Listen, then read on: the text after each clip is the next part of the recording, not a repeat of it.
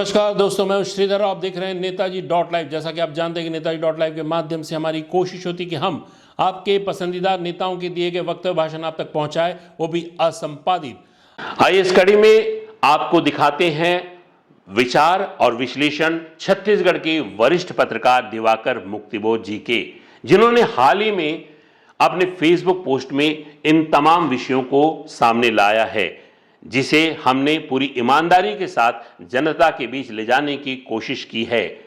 हमारी इस ईमानदारी के पीछे कारण यह है कि नेताजी डॉट लाइव का प्लेटफॉर्म एक ऐसा प्लेटफॉर्म है जहां हम आपके वोटों के जरिए विभिन्न विधानसभा संसद में जाने वाले नेताओं के विषय में, उनके भाषणों को, उनके वक्तव्यों को आप तक के पहुंचाने की कोशिश करते हैं। और समय समय पर इस तरह के विश्लेषण भी इसलिए पहुंचाते हैं ताकि समय समय पर आप ये आकलन कर सके जिन्हें आपने जनप्रतिनिधि या नेता बनाया है वे कितने वफादार और कितने कर्तव्यनिष्ठ आपके प्रति हैं।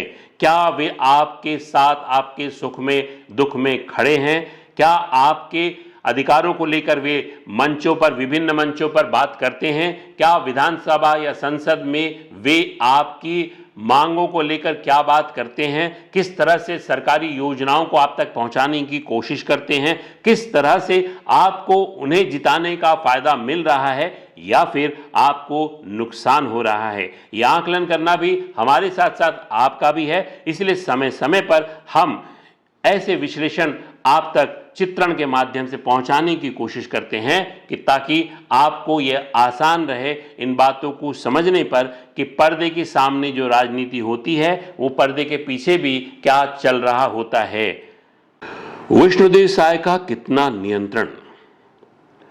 पिछले बार 13 दिसंबर 2023 को छत्तीसगढ़ के मुख्यमंत्री बने विष्णुदेव साय क्या इस पद पर अपना 5 वर्ष का कार्यकाल पूरा कर पाएंगे? यद्यपि यह सवाल फिलहाल अप्रासंगिक व अपरिपक्व है, फिर भी इन 7-8 महीनों में ही उनकी व भारतीय जनता पार्टी सरकार की जो छवि बनी है वह आशानुकूल तथा उत्साहवर्धक नहीं है। इससे यह संकेत भी मिलता है कि यदि साय ने स्वयं को नहीं बदला और सरकार के तमाम सूत्र अपने हाथ में नहीं लिए तो देर सवेर कमान उनके हाथ से छूट सकती है। यह धारणा इसलिए बन रही है क्योंकि सरकार के भीतर व बाहर जो नए शक्ति केंद्र बन गए हैं उससे यह सोच पाना मुश्किल है कि वास्तव में सरकार कौन चला रहा है, मुख्यमंत्री विष्णुदेव साय या कोई और। कहा जाता है कि साय दरअसल दबाव में है। एक तरफ तो सरकार के नए नवेले व पूर्व नौकरशाह रहे अति महत्वाकांक्षी वित्त मंत्री ओपी चौधरी हैं, तो दूसरी ओर संगठन मंत्री पवन साय का प्रभाव मंडल है, जिनसे पार पाना साय जैसे सीधे सरल मुख्यमंत्री के बस में नहीं है, बशर्ते कि वे रमन सिंह जैसी कूटनीति दृढ़ता न दिखाएं। स्वभाव से सौम्य व मिलनसार डॉक्टर रमन सिंह ने अपनी इसी छवि के दम पर 15 वर्षों तक छत्तीसगढ़ में शासन किया। उन्हें बतौर पूर्व मुख्यमंत्री इसलिए भी याद किया जाता है क्योंकि उन्होंने साबित किया कि राजनीति में सज्जनता, सरलता, सहजता व सीधेपन को व्यक्तित्व की कमजोरी न समझा जाए। उन्होंने अपने कार्यकाल में शासन की कमान यद्यपि ढीली छोड़ रखी थी, पर मौके मौके पर वे उसे अच्छी तरह कस देते थे। इसलिए तमाम आरोपों के बावजूद सरकार निर्बाध चलती रही और उनकी छवि पर भी आंच नहीं आई। विष्णुदेव साय यदि पूरी पारी खेलना चाहते हैं तो उन्हें भी कुछ ऐसा ही करना होगा, दम दिखाना होगा। दरअसल साय सरकार को नौसिखियों की सरकार कहा जा सकता है। अधिकतर मंत्री पहली बार सरकार में पहुंचे हैं, इनमें दोनों डिप्टी सीएम भी शामिल हैं। सरकार को विधानसभा में विपक्ष का बेहतर तरीके से सामना करने के लिए बृजमोहन अग्रवाल सबसे सक्षम मंत्री थे, पर अब वे सांसद हैं। लिहाजा मोर्चा संभालने का दायित्व प्रमुख रूप से वित्त मंत्री ओपी चौधरी, दोनों डिप्टी सीएम विजय शर्मा, अरुण साव तथा अन्य 1-2 पर है। विधानसभा के पहले ही सत्र में कांग्रेस ने अपने तेवर दिखा दिए थे। जाहिर है कांग्रेस आगे भी सरकार को विधानसभा के भीतर व बाहर घेरने के लिए कोई मौका छोड़ना नहीं चाहेगी। ऐसे में साय सरकार व संगठन को अधिक तैयारी की जरूरत है। साय के नेतृत्व में भारतीय जनता पार्टी की सरकार की पहली परीक्षा बलौदाबाजार की घटना थी, जिसे रोक पाने में वह असफल रही। प्रशासनिक लापरवाही, कमजोर सूचना तंत्र व परिस्थितियों को भांपने में असफलता की वजह से सांप्रदायिकता का जो उग्र रूप सामने आया उसकी कल्पना भी नहीं की जा सकती थी। आपाक हो चुकी भीड़ ने जमकर तोड़फोड़ की, दर्जनों वाहनों को आग के हवाले किया तथा कलेक्ट्रेट भवन को भी नहीं बख्शा।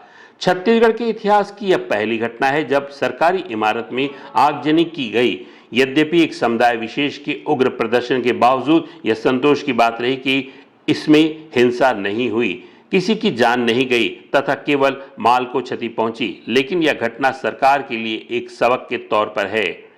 इधर कांग्रेस की स्थिति उस शेर की तरह है जो घायल होने के बाद अधिक खतरनाक हो जाता है।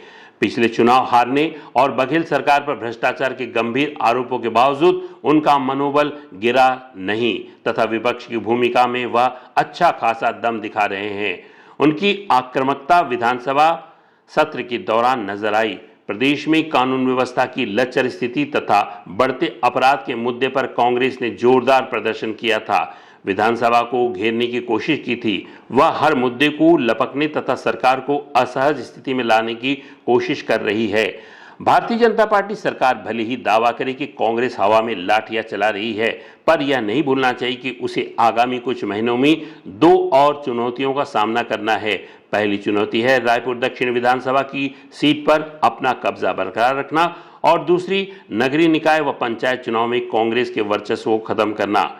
अभी सभी 14 निकाय निगमों में कांग्रेस के मेयर हैं तथा कुल 43 नगर पालिकाओं में से 32 में अध्यक्ष, 112 नगर पंचायतों में 74 पंचायतें कांग्रेस के पास है। यद्यपि नगर निकायों के चुनाव में सत्ताधारी दल को बहुमत मिलना असामान्य घटना नहीं है, तो फिर भी यह देखना दिलचस्प रहेगा कि विधानसभा चुनाव के दौरान भारतीय जनता पार्टी द्वारा किए गए वायदे, जिसमें महिलाओं के लिए लाभकारी महतारी वंदन योजना प्रमुख है, का कितना असर रहेगा। यह एकमात्र योजना थी जिसने कांग्रेस के दोबारा सत्ता में लौटने की संभावनाएं खत्म कर दी थी। कांग्रेस को भी इन चुनावों में साबित करना होगा कि अब वह सरकार में नहीं है, लेकिन उसने जनता का विश्वास नहीं खोया है। पंचायत चुनाव में पता चल जाएगा वास्तव में वह कहां खड़ी है। नगर निकायों के चुनाव के साथ ही रायपुर दक्षिण वह विधानसभा क्षेत्र है जहां इन दोनों दलों में जो रस्साकसी होगी वह देखने लायक रहेगी। 2023 के विधानसभा चुनाव में यह सीट बृजमोहन अग्रवाल ने रिकॉर्ड मतों से जीती थी। अविभाजित मध्य प्रदेश में 1990 से वर्ष 2008 में परिसीमन के बाद लगातार यह सीट उनके पास थी। लोकसभा चुनाव में उनके सांसद बनने के बाद उनकी विधानसभा सीट खाली हुई, जहां अब उपचुनाव होना है। चूंकि भारतीय जनता पार्टी की यह परंपरागत सीट है, इसलिए इस पर वर्चस्व बनाए रखने का दायित्व सरकार व संगठन पर है। शायद सरकार को यह भी सुनिश्चित करना होगा कि वोटों का अंतर भले ही कम हो जाए, पर सीट हाथ से नहीं जानी चाहिए। इसलिए अपने 2 मंत्रियों को वह तैनात किया गया है। चुनाव की तारीख का अभी ऐलान नहीं हुआ, किंतु तैयारियां जोरों पर चल रही है। उपचुनाव में इस सीट पर नया इतिहास रचने का कांग्रेस को नायाब मौका मिला है। उनकी खुशकिस्मती है कि इस बार मैदान में बृजमोहन नहीं रहेंगी। बृजमोहन ने 2018 के चुनाव में कांग्रेस के कन्हैया अग्रवाल को महज 17,496 वोटों से हराया था, पर 2023 का चुनाव उन्होंने महंत रामसुंदर दास को 67,000 से ज्यादा वोटों से हराकर जीता। अब आमने सामने न बृजमोहन होंगे न रामसुंदर दास। नए पुराने चेहरों पर जोर आजमाइश होगी। कांग्रेस यदि यह किला फतह कर लेती है तो न केवल विधानसभा में राजधानी से उनका प्रतिनिधित्व हो जाएगा, वरना उनका मनोबल भी उछाल मारने लगेगा। पर यह इस सच्चाई पर निर्भर करता है कि कांग्रेस किसे सीट देगी तथा चुनाव के दौरान आपसी तनातनी को परे रखकर कितनी एकजुटता दिखाएगी। क्या यह उपचुनाव मुख्यमंत्री विष्णुदेव साय का भविष्य तय करेगा? जवाब होगा नहीं, क्योंकि अगला विधानसभा चुनाव अभी काफी दूर है। अतः निकाय चुनाव हो या विधानसभा का उपचुनाव, सरकार के स्तर पर किसी प्रकार के फेरबदल की कतई संभावना नहीं है। अलबत्ता ट्रैक रिकॉर्ड जरूर प्रभावित होगा। लिहाजा इस उपचुनाव को जीतना व्यक्तिगत तौर पर भी मुख्यमंत्री के लिए आवश्यक है। इस उपचुनाव में यह भी महत्वपूर्ण है कि सांसद बृजमोहन अग्रवाल कितनी सक्रियता दिखाएंगे। दिल से या दिखावे के तौर पर संदेह इसलिए क्योंकि राज्य की राजनीति में बाहर किए जाने उन्हें मंजूर नहीं था। इस स्थिति पर इस उपचुनाव में उनकी भूमिका, चाहे वह किसी भी रूप में हो, महत्वपूर्ण रहेगी। ये विचार और विश्लेषण छत्तीसगढ़ के वरिष्ठ पत्रकार दिवाकर मुक्तिबोध जी के हैं, जिसे हमने हमारे माध्यम से आप तक पहुंचाने की कोशिश की है। ताकि आप जिन नेताओं को अपने मतों के जरिए विधानसभा या संसद में भेजते हैं वे कितने आपके प्रति वफादार होते हैं, कितने कर्तव्यनिष्ठ होते हैं, या फिर आपको पुनः उसी मंच पे छोड़कर 5 साल के लिए गायब हो जाते हैं।